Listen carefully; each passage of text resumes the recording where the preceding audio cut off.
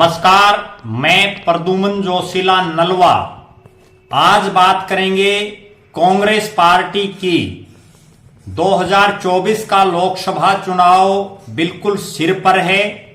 ऐसे में कांग्रेस पार्टी का 2019 में जिन प्रत्याशियों ने चुनाव लड़ा था वो आज कहां खड़े हैं और कांग्रेस पार्टी की 2019 के मुकाबले 2024 में क्या पोजीशन रहने वाली है उस पर हम चर्चा करेंगे।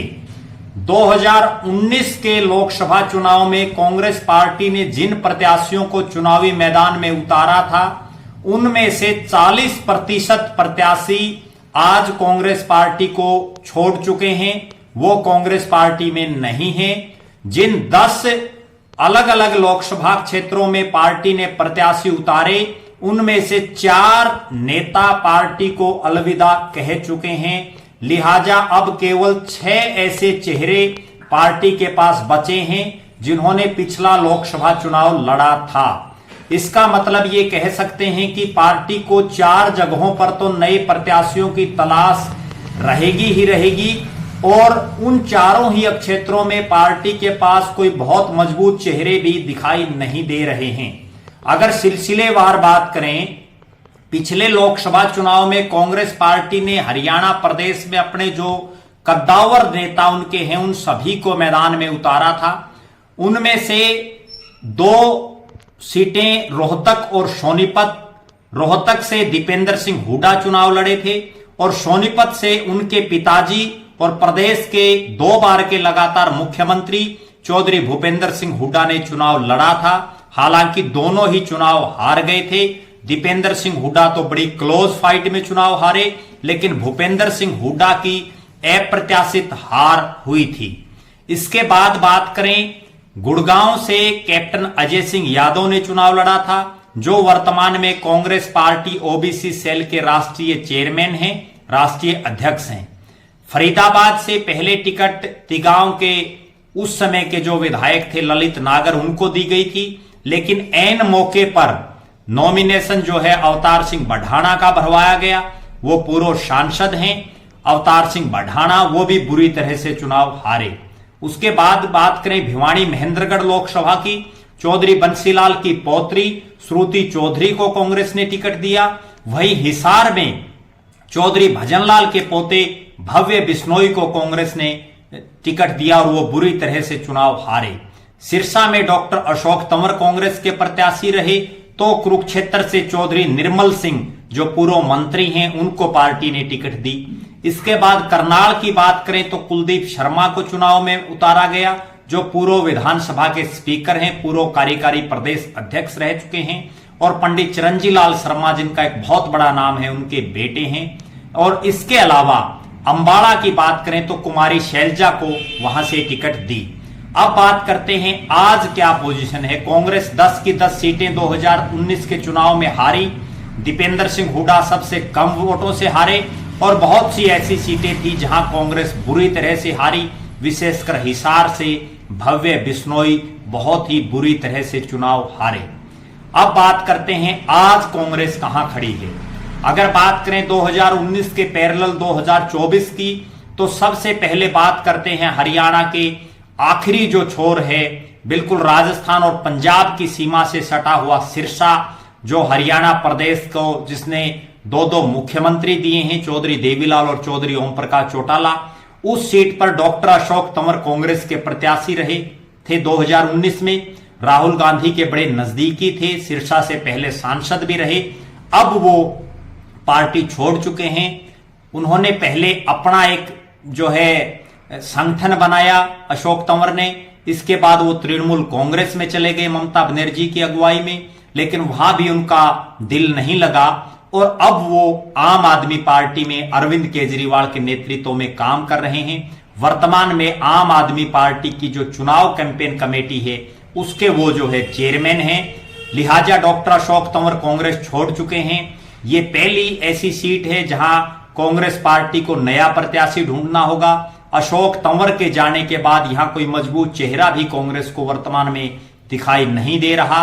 इसके बाद अगर बात करें सिरसा के बिल्कुल साथ लगती हिसार लोकसभा सीट की, हिसार लोकसभा से चौधरी भजनलाल के बेटे कुलदीप बिश्नोई और जो उनके पोते हैं भव्य बिश्नोई, वो पार्टी छोड़ करके, कांग्रेस छोड़ करके बीजेपी में शामिल हो चुके हैं।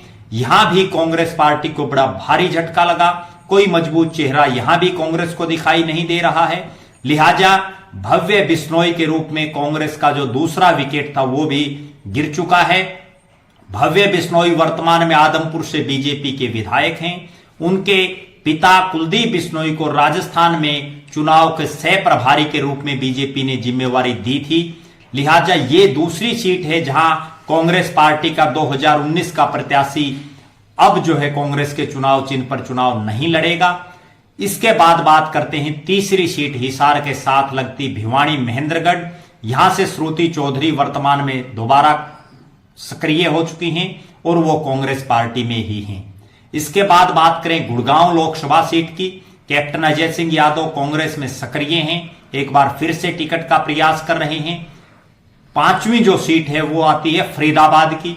अवतार सिंह बढ़ाना बीजेपी के विधायक होते हुए उत्तर प्रदेश में कांग्रेस की टिकट ले आए थे। राजनीति का उनको बड़ा खिलाड़ी माना जाता है, बड़े व्यापारी हैं और जो है उसके बाद वो बीजेपी के विधायक होते हुए उत्तर प्रदेश से, हरियाणा से उन्होंने लोकसभा का चुनाव लड़ा। फिर वो वापिस जो है आरएलडी में चले गए। 2022 का विधानसभा चुनाव में जेवर से उनको आरएलडी ने टिकट दिया। जेवर उत्तर प्रदेश की एक सीट है।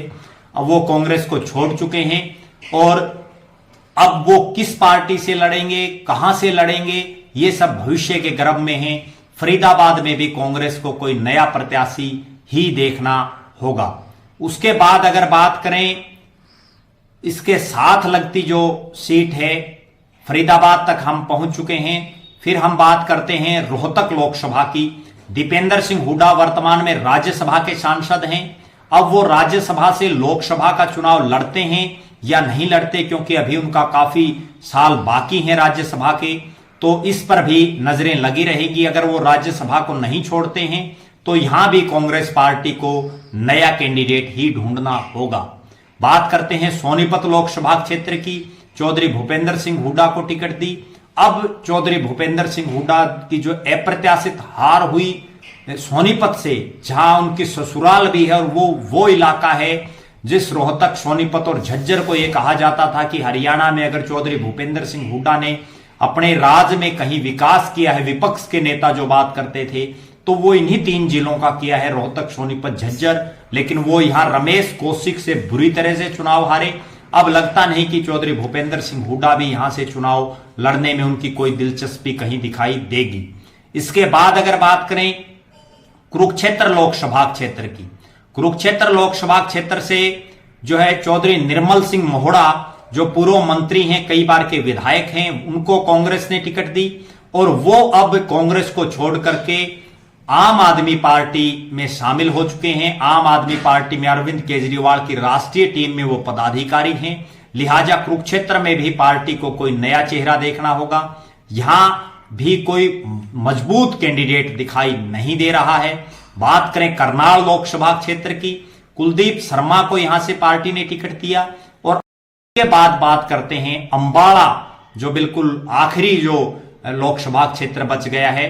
अंबाला में कुमारी शैलजा ही पार्टी के पास एकमात्र विकल्प हैं। उन्होंने पिछला चुनाव लड़ा, उसके बाद उनको छत्तीसगढ़ का प्रभारी और राष्ट्रीय महासचिव वो वर्तमान में हैं।